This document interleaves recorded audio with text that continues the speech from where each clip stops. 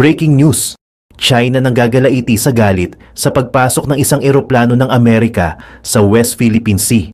Ayon sa China, posibleng gumamit ang Amerika ng electronic warfare para i-jam ang mga barko ng China Coast Guard na nasa loob ng Escoda Shoal. Malaki din ang tulong ng presensya ng Amerika sa mga Pilipinong sakay ng BRP Teresa Magbanua upang itaas ang kanilang moral habang nakapalibot ang iba't ibang barko ng China. Hindi lang isa, kundi 2 eroplanong mga kaalyado ng Pilipinas ang nagpatrol sa Sabina Shoal. Isa pang P-8A Poseidon ng Australian Air Force ang nagsagawa din ng aerial patrols sa area ng Escoda Shoal. Isang veteranong mouthpiece ng China na Karma, si Ho Chi Minh ay hinatulan ng Chinese Communist Party na bawal na itong mag-post sa anumang uri ng social media matapos hindi magustuhan ang kanyang naging komento. Isang patunay na walang kinikilalang demokrasya ang People's Republic of China. Malaysia, galit na galit ngayon dahil merong nag-leak ng isang sensitibong liham ng protesta ng China ng agarang pagpapatigil ng oil at gas exploration na ginagawa ng Malaysia sa mga katubigang inaangkin ng China. Ang sensitibong liham na ito ay iniulat ng isang pahayagan sa Pilipinas. Gusto sigurong itago ng Malaysia ang tunay na kulay ng China. Kumpirmado ng nasa Sabina Shoal ang US Navy at nagsasagawa ito ng maritime patrol sa lugar. Inihayag mismo ng mouthpiece ng China, ang Global Times, na nakita ng mga otoridad ng China ang isang eroplano ng Amerika sa tinatawag nilang Xianbinjiao o Sabina Shoal. Dagdag pa dito, ayon sa China Central Television, ang US Navy P-8A Poseidon Maritime Patrol Aircraft ay ginagambala raw ang law enforcement operation na isinasagawa ng Chinese Coast Guard. Sinabi ng isang eksperto sa militar na nakabase sa BG na humiling na hindi magpakilala ang nagsabi sa Global Times na ang sasakyang panghimpapawid na militar ng Amerika ay naghahanap ng intelligence at potensyal na magsasagawa ng jamming operation sa mga sasakyang pandagat ng China na nasa Sabina Shoal. Sa mga naghahanap kung nasaan ang Amerika, China na ang nagsabi na nasa Escoda Shoal sila. At hindi lamang nagmamasid, kundi nagsasagawa rin ng operasyon na makakatulong sa Pilipinas. Ayon sa China, ang ginagawa ng Amerika ay nagbibigay ng lakas loob sa Pilipinas upang palakasin pa ang presensya sa lugar. Inamin ng China na ang eroplano ng Amerika ay nagsisilbing aerial military habang ito ay nasa Sabina Shoal. Hindi lamang pala Amerika ang nagpapatrol sa Sabina Shoal. Ayon sa open source, isang P-8A maritime aircraft ng Australian Air Force ang nagpapatrol sa area ng Sabina. Tama ang inyong narinig, hindi lamang isa, kung hindi 2 eroplano na kaalyado ng Pilipinas ang tumutulong upang i-monitor ang Escoda o Sabina Shoal. Sa ibang balita naman, hindi nagustuhan ng Malaysia ang lumabas na sensitibong dokumento sa pagitan nila ng China. Ang dokumentong ito ay naglalaman ng babala ng China sa agarang pagpapatigil ng Malaysia ng kanilang oil at gas operation na kabilang sa mga inaangkin ng China sa South China Sea. Kabilang na dito ang Luconia Shoals, kung saan ito ay 2,000 kilometro ang layo mula sa mainland China at 100 kilometro naman ang layo sa kalupaan ng Malaysia. Naggalit ang Prime Minister ng Malaysia kung paano nailik ang itinatago nitong protesta ng China laban sa Malaysia. Pilit kasing pinagtatakpan ng mga nakakataas sa Malaysia ang tunay na kulay ng China.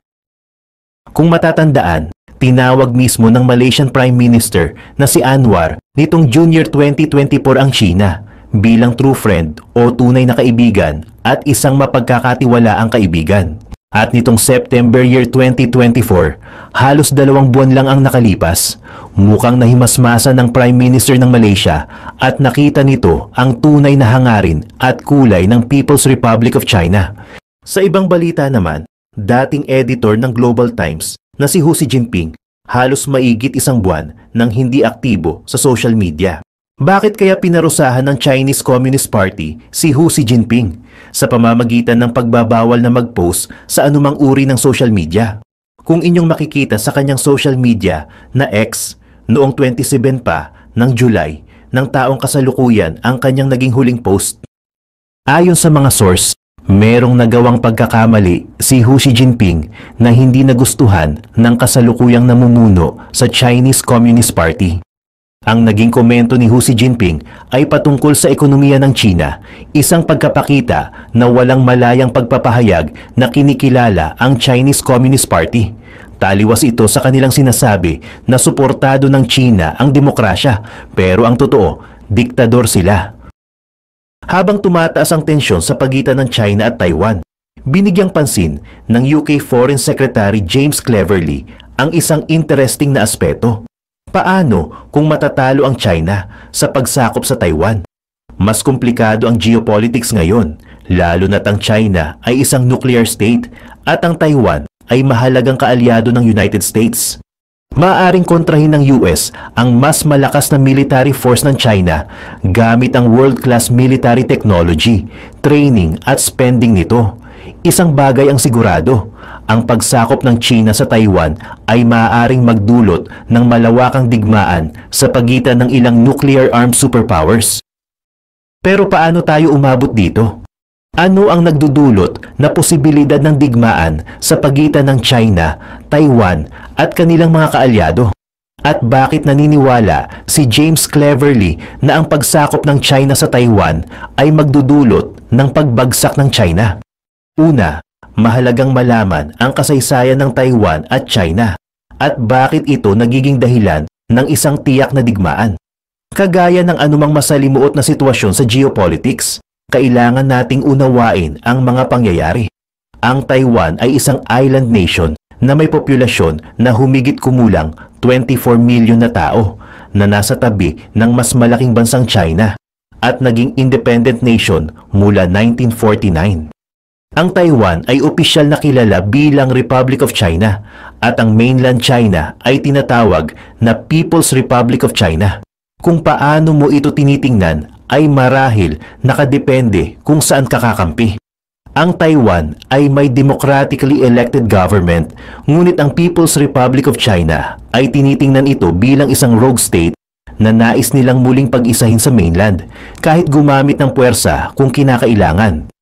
Ang ganitong approach sa foreign policy ay tinatawag na One China Principle at ikinumpara ito sa pagsakop ng Russia sa Crimea at ang tangkang annexation ng Ukraine. Ang iba't ibang interpretation ng dalawang bansa ay nagmula sa isang kasunduan na nabuo noong 1992 sa pagitan ng mga negotiator mula sa Chinese Communist Party, ang ruling party ng People's Republic of China, at ang Kuomintang na noon ay ruling party ng Taiwan.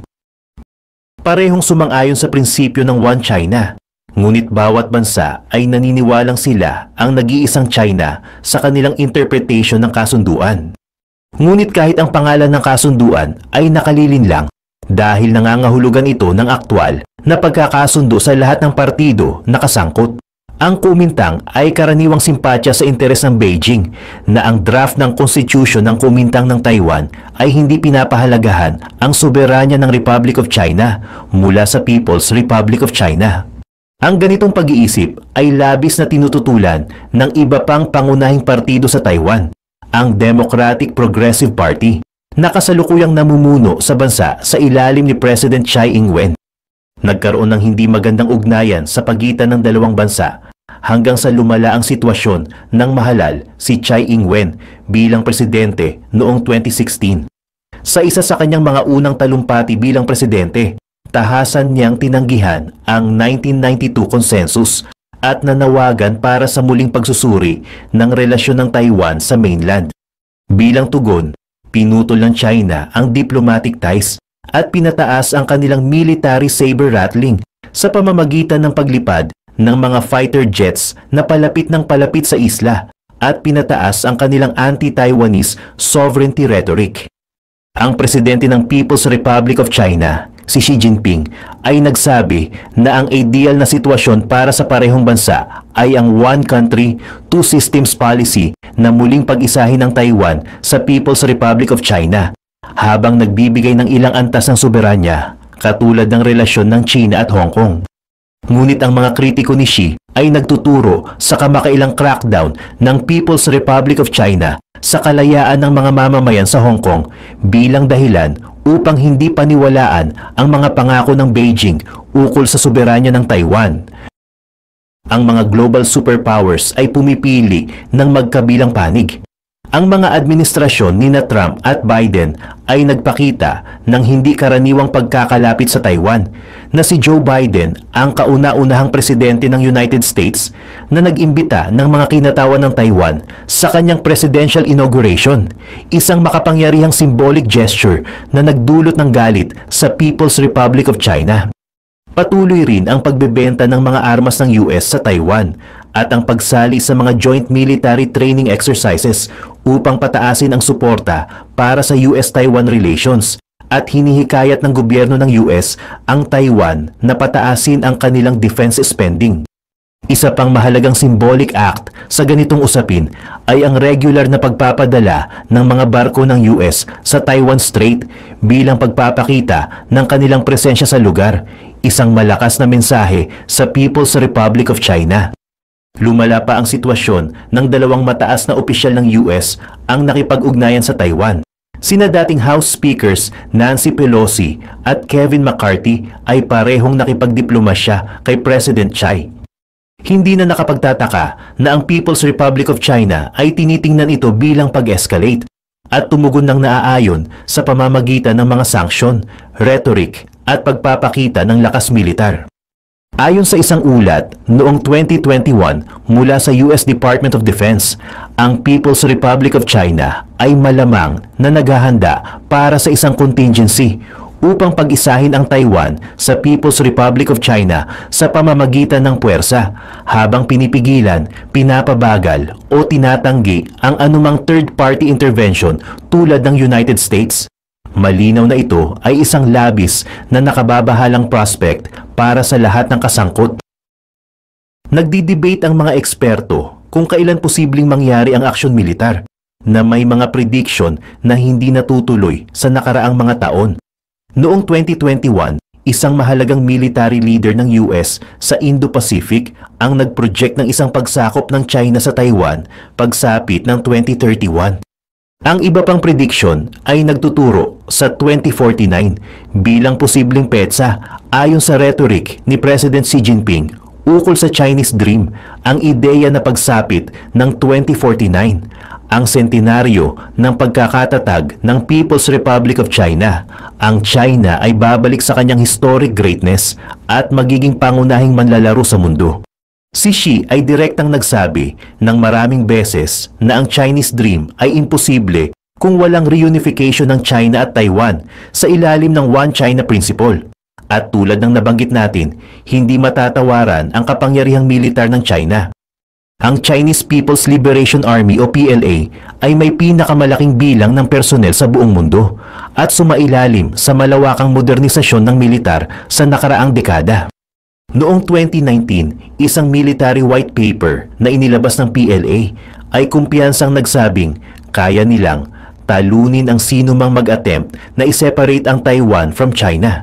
Hindi sila nagbibiro, ngunit mahalagang tandaan na ang mga ulat tungkol sa sariling hukbo ng isang bansa ay dapat tingnan ng may pag-iingat dahil ang propaganda ay isang mahalagang kasangkapan sa foreign policy ng lahat. Ang ilang mga paunang hakbang patungo sa digmaan ay nagsimula na parang senaryo sa pagitan ng Russia at Ukraine. May ebidensya ng Beijing na nakikialam sa eleksyon ng Taiwan sa pamamagitan ng mga coordinated disinformation campaigns at pagsubok na impluwensyahan ang media ng Taiwan. Ang Taiwan ay inakusahan din ng Beijing ng libu-libong cyber attacks laban sa bansa mula 2010, pagpigil sa turismo sa Taiwan at pagpapadala ng mga warships at aircraft carriers sa Taiwan Strait upang takutin at sindakin ang island nation. Sa kabila ng lahat ng ito, ang Taiwan ay may isang espesyal na bargaining chip na nagbibigay dito ng economic sway sa buong mundo at nagiging dahilan para sa mga bansa tulad ng United States na tiyakin ang katatagan sa rehiyon.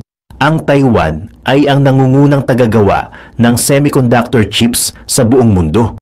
na mahalaga sa produksyon ng lahat mula sa washing machines hanggang sa military weapon systems. Ang mga korporasyon sa buong mundo ay nangangailangan ng semiconductor chips tulad ng mga ginagawa sa Taiwan upang magpatuloy sa operasyon, at ang isang matagalan na pagsakop ng China ay magdudulot ng hindi pa nagagawang kaguluhan sa supply chain. Ngayon, pag-usapan natin ang pinaka-importanting bahagi ng diskusyong ito. Kung dumating ang araw na salakayin ng China ang Taiwan, ano ang magiging epekto nito? At bakit iniisip ng mga tao tulad ni James Cleverly na ito'y magiging kasing chaotic para sa People's Republic of China tulad ng sa iba pang kasangkot sa conflict? Ayon kay Cleverly, ang anumang digmaan sa pagitan ng China at Taiwan ay magkakaroon ng malubhang epekto sa Taiwan na hindi lang makakaapekto sa global trade, kundi magdudulot ng pagbagsak ng ekonomiya ng China dahil sa pagkakablock ng kanilang trade routes. Sa nakaraang mga taon, tila bumagal ang dating mabilis na pag-unlad ng ekonomiya ng China na naglalagay sa kanila sa isang critical position kung sakaling salakayin nila ang Taiwan. Sabi ni Cleverly, halos kalahati ng mga container ships sa mundo ay dumadaan sa mga mahalagang tubig na ito kada taon, puno ng mga kalakal na patungo sa Europe at iba pang sulok ng mundo. Ang Taiwan ay isang demokratikong bansa at mahalagang bahagi ng global supply chains, lalo na sa mga advanced semiconductors. Ang digmaan sa strait ay hindi lang isang human tragedy, kundi sisira sa global trade na nagkakahalaga ng $2.6 trillion ayon sa Nikkei Asia. Walang bansang makakaiwas sa mga epekto nito. Ang layo ay hindi magiging proteksyon laban sa malaking dagok na ito sa global economy. Gayunpaman, maraming economists ang naniniwala na ang pananaw na ang ekonomiya ng China ay parang isang bahay na gawa sa baraha ay wishful thinking lang. Ayon kay Michael Pettis, professor ng finance sa Guanghua School of Management sa Peking University, maraming analysts ang nagkakaisip na nasa bingit ng krisis ang China. Ngunit hindi nila nauunawaan ang heavily controlled financial system nito, kung saan ang mga regulators ay kayang i-restructure ang mga liabilities ayon sa kagustuhan nila. Ayon kay Pettis, hindi posibleng magkaroon ng financial crisis o bigla ang pagbagsak ang China. Mas malamang na magkaroon ng maraming taon ng slow growth habang inaayos nila ang kanilang utang at unti-unting nagbabalanse ng demand patungo sa mas mataas na consumption at mas mababang non-productive investment. Ngunit ang pahayag ni Pettis ay ginawa sa konteksto ng panahon ng kapayapaan. Ang pagsalakay sa Taiwan ay maaaring magsilbing spark na magpapasimula ng malaking gulo. Ayon sa isang pag-aaral ni Charlie Vest, Agatha Kratz, at Riva Guhone na pinamagatang The Global Economic Disruptions from a Taiwan Conflict, nagbibigay ito ng mga interesanting pananaw sa mga nakapipinsalang epekto ng pagsalakay ng China sa Taiwan. Isa sa mga mahahalagang bahagi ng pag-aaral na ito ay nagsasaad na taon-taon ang mga bangko ay nagbibigay ng $6.5 to $8 trillion na finance upang tulungan ang mga importer at exporter na mapadali ang trade habang ang mga kalakal ay nasa transit. Ang short-term finance na ito ay sumusuporta sa halos 1/3 ng trade flows. Sa kaso ng digmaan sa pagitan ng China at Taiwan, ang mga risk-averse global investors ay mag-aalis ng kanilang lending activities na magreresulta sa kakulangan ng trade finance at sa gayon mapipinsala ang international trade. Ito'y magreresulta sa pagkaparalisa ng buong global market habang ang mga imports at exports mula sa iba't ibang bansa ay hindi makakarating sa kanilang destinasyon.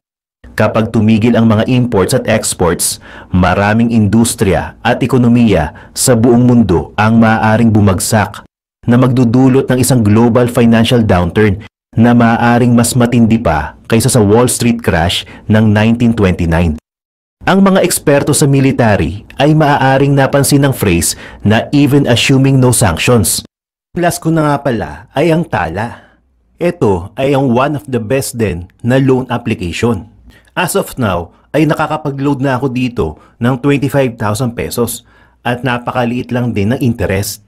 Pero dito, pag na-late ka na pagbabayad, is meron din sa'yo mag-i-email at tatawag at magte-text na magpapaalala na malapit na yung due date mo. Pero kung nakalagpas ka nga sa due date mo, ay napaka-professional naman kausap ng mga customer service ng Tala. Dito, pwede mo silang kausapin. Or pwede mo silang kausapin, sabihin mo yung talagang reason mo, bakit ka na late ng pagbabayad. At mababait naman sila. So ayun, dito meron din matatanggap na rewards. Ang laki ng rewards dito, 200 pesos. Pag shinare mo yung link mo sa iba, tapos nag-click sila dyan at nag-loan sa pamamagitan ng link mo, pag nagbayad sila, doon ka nila bibigyan ng 200 pesos. Pero hindi mo yun mawi-withdraw. Makukuha mo yun pag nag-loan ka sa kanila. Kumbaga, yung loan amount mo ay babawasan nila ng 200 pesos. Ganun yung reward system ng Tala. So yan ang aking mga top loan apps na legit at hindi mga scam. Sana natulungan kayo ng video na ito. Comment nyo naman kung may mga experience na kayo sa mga nabanggit kong loan apps. Hanggang sa muli!